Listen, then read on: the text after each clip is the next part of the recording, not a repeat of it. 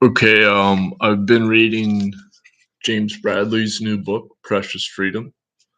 This was my birthday gift to myself, and um, it is says it's a novel as a genre, but as you start reading the book, well, he explained it in an interview online on internet. He said that on YouTube that he had been researching the book for 10 years, living in Vietnam and interviewing hundreds of people. And so that immediately intrigued me because that's obviously a lot of work to write a book. And then as he starts the book, he says, "Well, everything in the book is true. It's just that he put it in the genre of fiction, just to like provide the expository um, context to make it more readable instead of it just being didactic." Um, and it reads really well. It's just it's obviously it's very tragic, terrifying read about the gruesome details of the war. And there's a promo by Douglas Valentine. As soon as I saw the promo by Douglas Valentine, I was hooked because I've been corresponding with Douglas Valentine a little bit since I read his books on the CIA as organized crime. And I was just talking to um, a relative who's was alive. She said, I said, well, when did you first realize that the Vietnam War was totally wrong and immoral and genocide or whatever? And she said she had been dating somebody who was in the Navy, and the person said, we are going to be attacking Vietnam next. And this person said, I don't know why. Why would we attack Vietnam? He says, I don't know. And obviously he didn't agree with it, but he stayed in the Navy. And he was in intelligence, though. He had been in San Diego, like where naval intelligence is. So she knew ahead of time, and then so later on, I just kept pressing her. Well, why did you vote for Nixon then? And if you were against the war, and she said, well, we were Republican. We didn't like Nixon. But then finally she said, but I know that we were trying to stop North Vietnam from invading. She said that's the only thing I could think of. And I said that's the lie. That's the lie that the US created to get people to, support the war. And I mean, you know, I didn't like James Bradley, he's very clear about this. He gives all the details, the historical details, like why it was a lie that North Vietnam never existed. It was a temporary demarcation line for the election that was to take place by the Geneva Convention or whatever. Was the had. I mean, I can't even remember all the technical details, but so. And then he explains how the real reason was for tungsten and tin, because tungsten and tin were essential metals used in all sorts of industrial manufacturing for the US, and Vietnam was considered a critical source of tungsten and tin for big corporations, and then also to protect the rubber that was still being used and stuff, and just access to the whole Southeast Asia, obviously. But the thing is that um,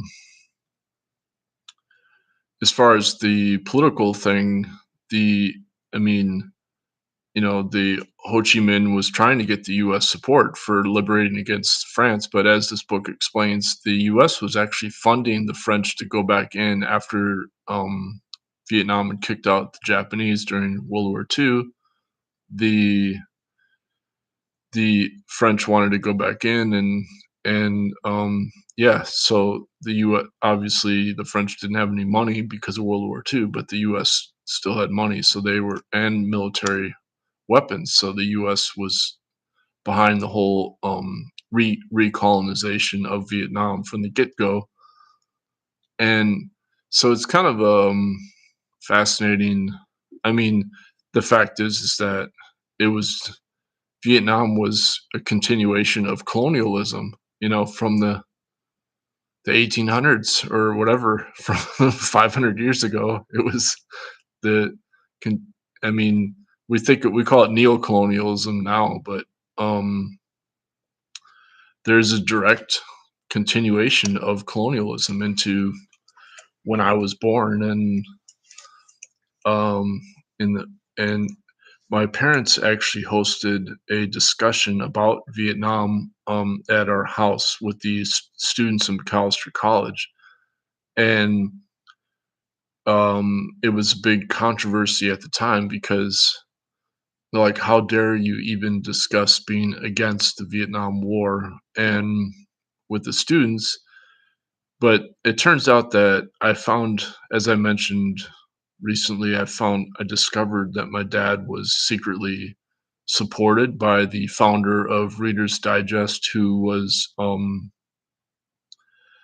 uh, part of the Cold War with the CIA, working with the CIA, as this book explains, the Reader's Digest was the publisher of the Tom Dooley novel that was the big like propaganda novel to get people to support attacking Vietnam.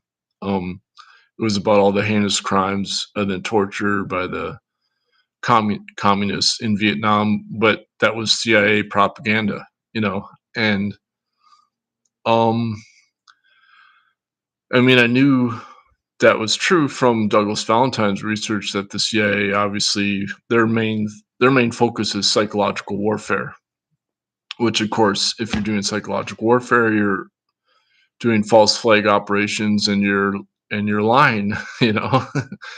And I mean, so it's like this. I can't like I'm not done with the book yet, so I can't totally say like I'm still a bit flabbergasted. Like, was it because Vietnam historically was against China? China had tried to invade Vietnam like more than once with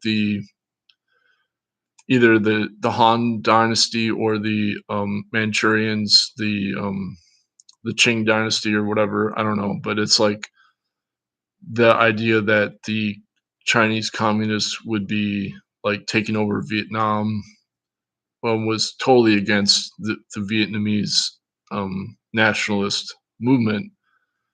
So so that kind of like debunks the domino theory that the Chinese would take over Vietnam and then spread across Southeast Asia. But I mean, I'm still skeptical. I'm still like, well, obviously, the Ho Chi Minh, since he couldn't get U.S. support, he turned to the communists or whatever. Like, I want to know more details, and so I'll keep reading the book.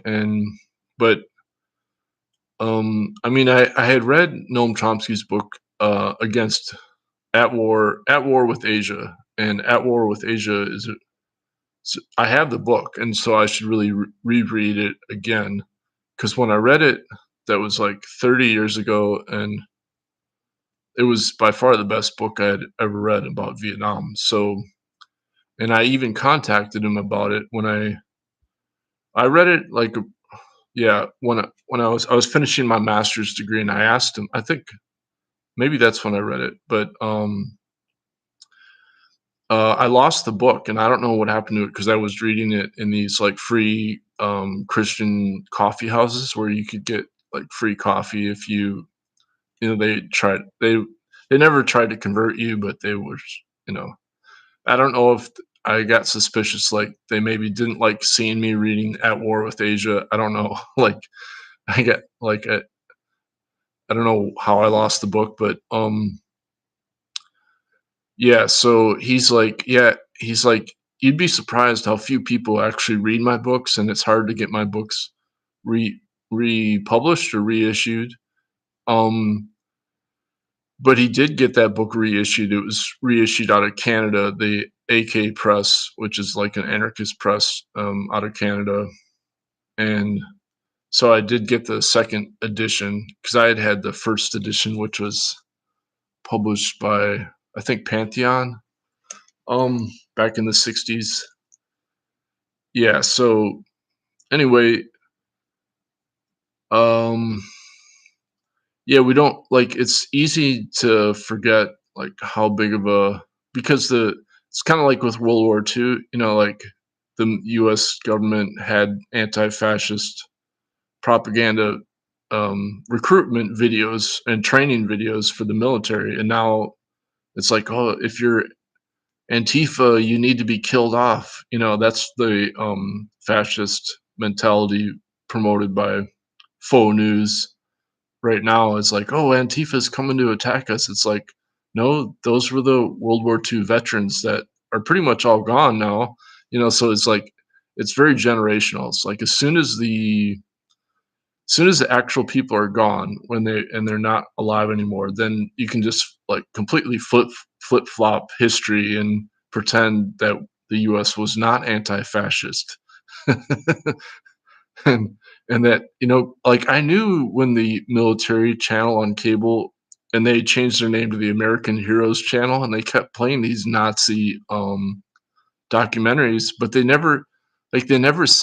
just like glorifying the Nazis. They're not like they don't say they're against the Nazis. They're just like, these are the Nazis, like, ooh, aren't they cool? That's just kind of this romanticizing what it means to be a real man. You got to be like a Nazi, and sure enough, all of a sudden, the Germany has become Nazi again, basically. And I mean, I knew it was going to happen. Unfortunately, I like when I had some even when I went to Europe very briefly. I was in Spain, and I mean, there's compared to the U.S. because in Minneapolis, there's there's a lot of diversity. There's like 80 different languages, and that's what I like. That's what I really like about the US is all the different cultures, and it kind of freaks me out if I go to a culture and everybody's like the same or whatever. It's just kind of like this feels like a cult or something. I don't know. Um. Anyway, yeah. So now, like, just as like now, it's the same way with Vietnam. Like people forget like how big of a deal Vietnam was. Like it broke up families. Like families would have fights because how dare you be against the war? This is not an option to even talk about it. And then they start like obviously somebody like Noam Chomsky at first he was pretty much on his own, but then things changed and like I was friends with an activist who he had broken into the FBI draft office and he was one of the people that stole the draft records to stop people getting drafted. And then he went to federal prison for it. And he still does a radio show on our community radio in Minneapolis. It's called KFAI. And I don't know. I mean, I haven't listened to him recently, but it's because he's getting up there in age. I mean, he's got to be in his late 70s, I'm sure. Um, and of course, I live in a senior housing development, and that's a lot of these people were like hippies or activists or they were against the Vietnam War and um but it's even if you're against it you still don't realize like just how bad the lies were, like the CIA is the biggest drug smuggler in the world.